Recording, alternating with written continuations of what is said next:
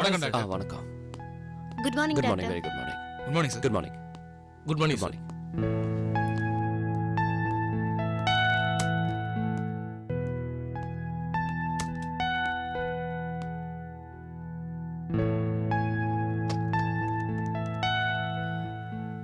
சொல்லுங்க டாக்டர். ரேவதி, ஒவ்வொரு பேஷண்ட்டை உள்ள அனுப்புங்க. ஓகே. யா.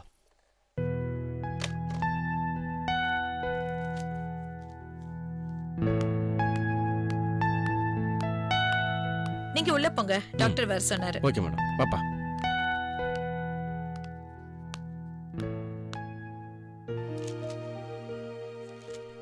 வணக்கம் டாக்டர். வாங்க உட்காருங்க. உட்கார்.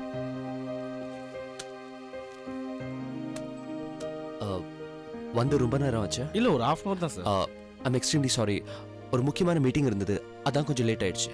பரவாயில்லைங்க சார். எங்களை பொறுத்த வரைக்கும் நீங்க தான் எங்களுக்கு முக்கியம். உங்களுக்காக நாங்க எவ்வளவு நேரம்னாலும் காத்திருப்போம் சார். ரொம்ப தேங்க்ஸ். சொல்லுங்க, என்ன விஷயம்? இது என் பையன், பேர் மகேஷ். பிஎஸ்சி ஃபைனல் இயர் படிச்சுட்டு இருக்கான் சார். ரொம்ப நல்லா படிப்பான் சார். 2 நாளைக்கு முன்னாடி எக்ஸாம் எழுதினான் சார். எக்ஸாம் எழுத ஹாலில் போய் உட்காந்தா திடீர்னு படிச்சதை எல்லாம் மறந்து போயிடுறான் சார். பரீட்சை எழுத முடியாம எக்ஸாம் இல்லைன்னு சொல்லிட்டு வீட்டுக்கு வந்துடுறான் சார்.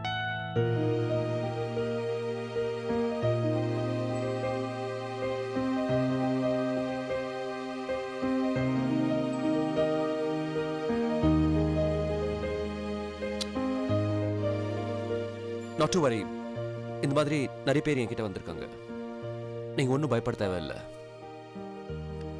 இன்னும் நிறைய படிக்கணுங்கிற மென்டல் ஸ்ட்ரெயின் தான் அவரை இப்படி ஆகிருக்கு. அதாவது சில பொருளை அளவுக்கு அதிகமாக டைப் பண்ணுறப்போ அந்த பொருள் உடஞ்சிடும் இல்லையா? அதே மாதிரி தான் இதுவும். இன்ஃபேக்ட் உங்கள் பையனுக்கு இப்போ தேவை அமைதி. ஒரு 2-3 நாள் நம்ம ஹாஸ்பிட்டல் அட்மிட் பண்ணுங்க. சின்னதா சில ட்ரீட்மெண்ட் இருக்கு, அது செஞ்சோன்னா உங்க பையன் குணமாயிடுவாரு. Thank you doctor. சார், நீங்க ஒன்று பண்ணுங்க, ரிசப்ஷன்ல அட்மிஷன் ஃபார்ம் ஃபில் அப் பண்ணிக்கோங்க. அதுக்கப்புறம் என்ன வந்து பாருங்க. Okay, thank you okay. டாக்டர்.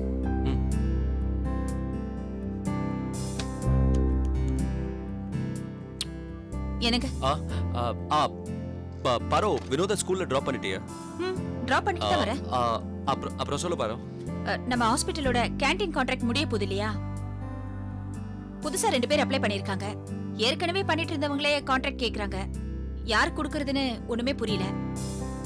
நீங்க ஏதாவது ஐடியா கொடுத்தீங்கன்னா சூஸ் பண்றதுக்கு பெட்டரா இருக்கும். அதான். பழைய ஆளு கரெக்டா தான் நடத்திக்கிட்டு இருக்காரு. இல்ல அவன் மேல ஏதோ கம்ப்ளைண்ட் இருக்கா? இல்ல, கம்ப்ளைண்ட்ஸ் எல்லாம் எதுவும் இல்லைங்க. ஆனா சாப்பாடு எல்லாம் இன்னும் கொஞ்சம் டேஸ்டா இருந்தா நல்லா இருக்கும்னு நம்ம ஸ்டாஃப்ஸ் எல்லாம் ஃபீல் பண்றாங்க. அப்போ புது ஆளுக்கே கொடுத்துரு. ஆனா ஒண்ணு, ஆரம்பத்திலே அவர்கிட்ட தெளிவா பேசிடு. சரிங்க.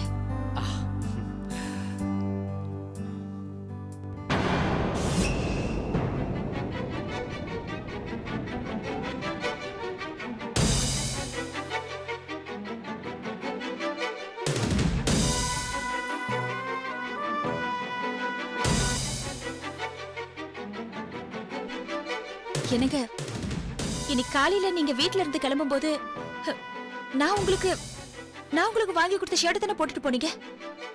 இப்போ என்ன வேற ஷர்ட் போட்டிருக்கீங்க?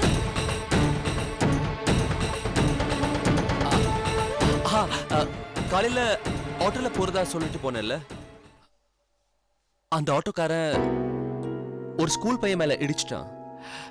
நான் தான் தூக்கிட்டு போய் ஃபர்ஸ்ட் எய்ட் கொடுத்தேன். அப்போ சட்டையெல்லாம் ஒரே பிளட் ஆயிடுச்சு. அந்த பையனை கொண்டு போய் வீட்டில் விடும்போது அந்த பையனோட அம்மா சொன்னாங்க, இந்தாங்க இந்த புது சட்டை, இதை போட்டுக்கோங்கன்னு சொன்னாங்க. எனக்கும் முக்கியமான மீட்டிங், பிளட்டோட போனா நல்லா இருக்காதுன்னு அவசரத்துக்கு நானும் மாத்திக்கிட்டு போயிட்டேன். என்னங்க நீங்க காலையில உங்ககிட்ட சொன்னேல ஆட்டோல எல்லாம் போக வேண்டான்னு சொன்ன கேட்டீங்களா? நீங்க பொண்ணு கெடுக்க ஒண்ணு உங்களுக்கு ஏதாவது ஆயிருந்தா என்னால தாங்கி இருக்க முடியுமா? என்னைக்கு அந்த பிரதாப் ராஸ்கல் வீட்டுக்குள்ள நுழைஞ்சானோ அன்னையில இருந்தே ஒவ்வொரு நிமிஷமும் உங்களுக்கு ஏதாவது ஆயிடுமோன்னு நான் பயந்துட்டே இருக்கேன். ஆனா நீங்க என்னடானா எதை பத்தியும் கவலைப்படாம ஊர் முழுக்க சுத்திட்டு இருக்கீங்க. இப்போ என்னாச்சு பாரோ? எதுக்கு இப்படி பதட்டப்படுற? ஒரு சின்ன விஷயம் அதுக்கு போய் இவ்வளவு ஃபீல் பண்ற? ரோட்ல போகும்போது ஆட்டோ இடிக்கிறதெல்லாம் நேச்சுரல். யாராவது வேணும்னே இடிப்பாங்களா? ஆமா, நான் என்ன கேள்வி கேட்டாலும் சரி அதுக்கு ஏதாவது ஒரு பதில் சொல்லி என்ன சமாதானப்படுத்திருங்க. சரி சரி, இனிமேலாவது கொஞ்சம் ஜாக்கிரதையா இருங்க. சரிம்மா, ஓகே ஓகே. ஆமா, அந்த சட்டை எங்க?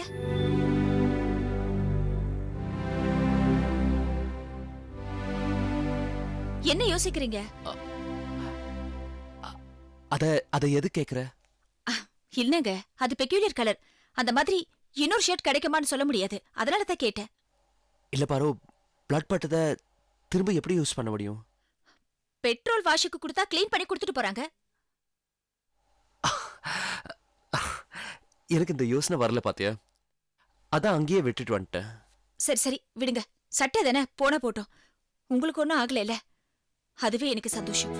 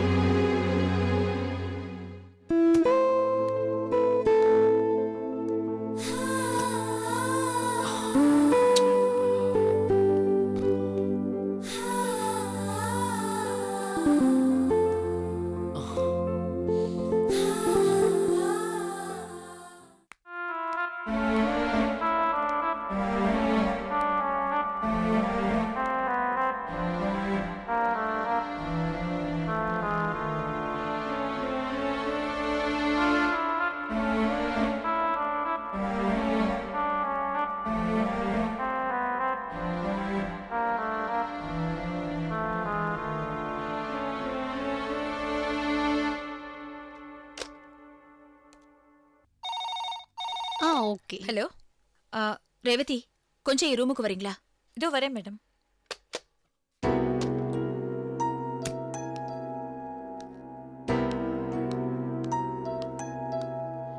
மேடம். ரேவதி, நேத்து அவுட் பேஷண்ட் எத்தனை பேரு? 7 பேர் மேடம். 7 பேரா? 8 பேர் இல்ல? லெட்ஜர்ல 8 பேருக்கான என்ட்ரி இருக்கு, ஆனா கேஷ் பில் 7 தானே இருக்கு. இல்ல மேடம், எனக்கு தெரியல. நான் அருணாவை கேட்டு சொல்றேன்.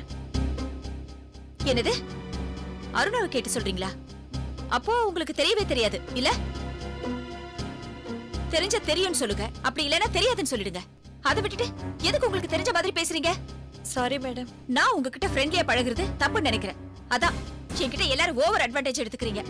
இவ என்ன சொன்னாலும் கேட்டுப்பானு வாய்க்கு வந்ததெல்லாம் பதில சொல்லி உளறிட்டு இருக்கீங்க. நீங்க போலாம், போங்க. போய் இனிமேலாவது டியூட்டியை சின்சியரா பாருங்க. Sorry madam.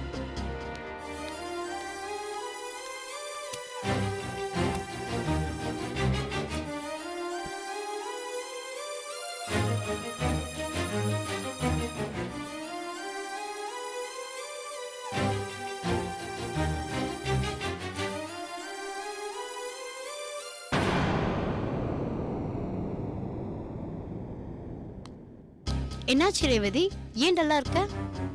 ஒன்றும் இல்லை, மேடம்க்கு சார் மேலே ஏதோ கோவம் போல இருக்கு, அதான் என் மேலே காமிச்சிட்டாங்க.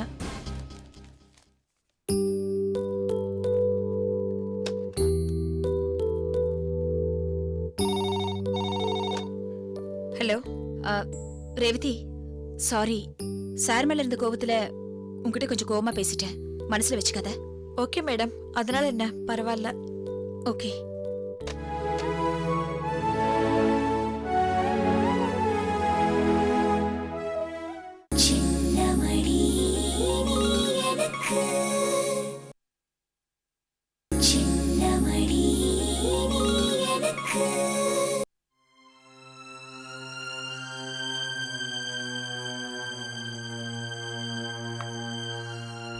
நம்ம பிள்ளைய நாமளும் மறந்துட்டோம்னு தான் சொல்லணும். ஏன் அப்படி சொல்றீங்க? இல்லைன்னா அவன் பிறந்த நாளை நம்ம மறந்துருப்போமா? அவ இறந்து போறதுக்கு முந்தி வரைக்கும் நாம அவன் பிறந்த நாள் ஞாபகம் வச்சுக்கிட்டு கோயிலுக்கு போய் அர்ச்சனை பண்ணிட்டு வரலையா? இப்ப இருக்கிற பிரச்சனையில அதை ஞாபகம் வச்சுக்க முடியல, அவ்வளவுதான். அதுக்காக நம்ம புள்ளைய மறந்துட்டோம்னு சொல்றீங்களே. மறக்கிற மாதிரியா ஒரு புள்ளைய பெத்து வளர்த்தோம். நம்ம புள்ள எப்படிப்பட்ட புள்ளன்னு அந்த பூஜாவோட ஃபேக்டரியில வேலை செய்யற தொழிலாளர்களை கேட்டா தெரியுங்க. அவனை பத்தி மத்தவங்கிட்ட கேட்டா தெரிஞ்சுக்கணும். எவ்வளவு நல்ல புத்தி, எப்பவுமே மத்தவங்களுக்கு உதவணுங்கிற தாராள மனசு. அவன்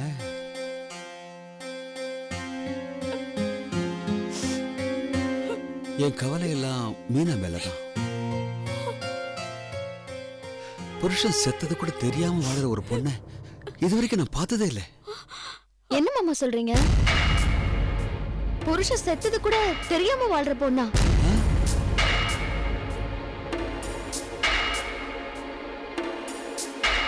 அப்படி எப்படி இருக்க முடியும்? மனநிலை சரியில்லாதவங்க கூட தாம் புருஷன் இருக்கிறதும் இல்லாததும் புத்தியில வரைச்சிரும் மாமா. புருஷன் பொண்டாட்டி உறவுங்கிறது அப்படிப்பட்ட உறவு.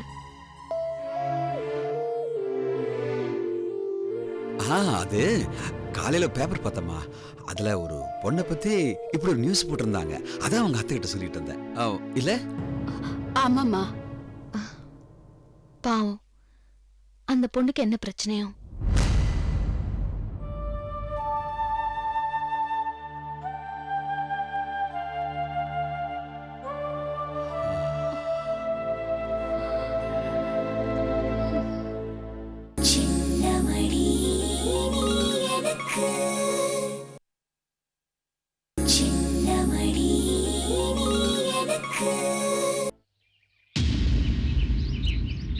என்ன பாரு, என்ன பிரச்சனை? கேட்டு இருக்கணும். ஐயோ, என்ன பிரச்சனை? தெரியல, எனக்கே சரியா தெரியல மைதிலி. நிஜமாவே எனக்கு பிரச்சனை இருக்கா, இல்ல தேவையில்லாம நானே என் மனசை போட்டு குழப்பிக்கிறேன் நானு? எனக்கு தெரியல. எனக்குள்ள ஒரு பயம் இருக்கு. கொஞ்ச நாளா இல்லாம இருந்த பயம் எங்கிருந்தோ எனக்கு திரும்ப வந்துருச்சு. என்ன பயம்? கொஞ்சம் புரியுற மாதிரி சொல்லு. என்னோட வீட்டுக்காரர் என்னை விட்டு பிரிஞ்சு போயிடுவாரோங்கிற பயம். எனக்கும் அவருக்கும் நடுவுல மூணாவதா யாராவது வந்து என்னோட வாழ்க்கைய கலைச்சு போட்டுடுவாங்களோங்கிற பயம். மறுபடியும் வேதாள முருங்கை மரம் எடுத்தா? என்ன மைதிலி, நீ கூட என்ன புரிஞ்சுக்காம பேசுற. எனக்கு மட்டும் சந்தேகப்படணும்னு என்ன ஆசையா? ஆனா நடக்கிறதெல்லாம் வச்சு பார்க்கும்போது என்னால சந்தேகப்படாம இருக்க முடியல மைதிலி. நான் என்ன பண்ணட்டும் சொல்லு? அப்படி என்ன பொல்லாத நடந்து போயிடுத்து? கொஞ்சம் விளக்கமா சொல்ல.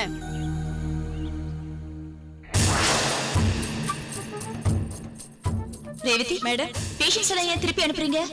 இல்ல மேடம், டாக்டர் காலையிலே வெளியில போயிட்டாரு. வரதுக்கு லேட் ஆகும், அப்பாயின்மெண்ட் எல்லாம் கேன்சல் பண்ணிடுன்னு இப்பதான் ஃபோன் பண்ணி சொன்னாரு. சார் எங்க போறதா சொல்லிட்டு போனாரு? எனக்கு தெரியாது மேடம். ஐநாக்ஸ்ல ஒரு சில்ட்ரன்ஸ் ஃபிலிம் ரிலீஸ் ஆயிருக்கான். நல்லா இருக்குன்னு எங்க ஸ்கூல் பசங்க சொல்றாங்க. அதுக்கும் என்ன கூட்டிட்டு போகணும். ஆனா இன்னைக்கு போக வேண்டாம், வர சண்டே அன்னைக்கு போலாம். சரியா?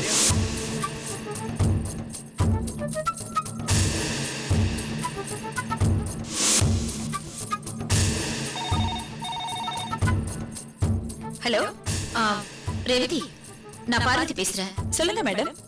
சார் அங்க இருக்காரா? இன்னைக்கு சண்டே இல்ல மேடம், அதான் சார் வரல. எங்க போயிருப்பாரு? எங்க போனாலும் என்கிட்ட சொல்லிட்டு தானே போவாரு. எக்ஸ்ட்ரீம்லி சாரி பாரு. கிருஷ்ணராவ் ஹாஸ்பிட்டல்ல ஒரு முக்கியமான பேஷண்ட்டை அட்டென்ட் பண்ண வேண்டியதா போயிடுச்சு. அதான் சாயந்தரம் வர முடியல.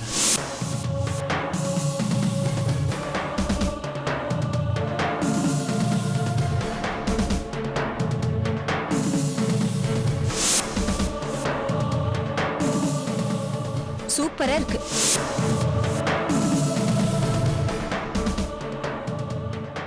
என்னங்க, இன்னைக்கு காலையில நீங்க வீட்ல இருந்து கிளம்பும்போது நான் உங்களுக்கு வாங்கி கொடுத்த ஷர்ட் தானே போட்டுட்டு போனீங்க. இப்போ என்னடா வேற ஷர்ட் போட்டிருக்கீங்க? பாரு, மஞ்சள் கலர் கண்ணாடிய போட்டுட்டு பார்த்தா நமக்கு பாக்குறதெல்லாம் மஞ்சளா தான் தெரியும். தப்பு பொருள் மேல இல்ல, நம்ம பார்வையில தான் இருக்கு. சீதைய ராமர் ஒரு தடவை தான் சந்தேகப்பட்டார். அந்த ஒரு தடவை சந்தேகப்பட்டதுக்கே சீதை தீ குளிச்சு தன்னை கற்புக்கரசியை நிறைவேற்றிட்டா. ஆனா நீ கல்யாணம் ஆன நாள்ல இருந்து சந்தேகம்ன்ற பேர்ல சிவாவை தினம் தினம் தீ குளிக்க வைக்கிறியே, இது நோக்கி நியாயமாப்படுதா? மைதிலி, நான் சொல்றது பேசாத பாரு. உனக்கு நீ நியாயத்தை கற்பனை பண்ணிட்டு உன்னையும் முட்டாளாக்கேண்டு என்னையும் முட்டாளாக்காத. கேட்டா உன் சந்தேகத்துக்கு காரணம் நீ அவர் மேல வச்சுட்டு இருக்க அதிகப்படியான காதல்னு சொல்ற. ஏன் பாரு, நீ அவர் மேல வச்சுட்டு இருக்க காதல் மட்டும்தான் நோக்கு தெரியுமா? அவர் உன் மேல வச்சுட்டு இருக்க காதல் நோக்கு தெரியவே தெரியாதா?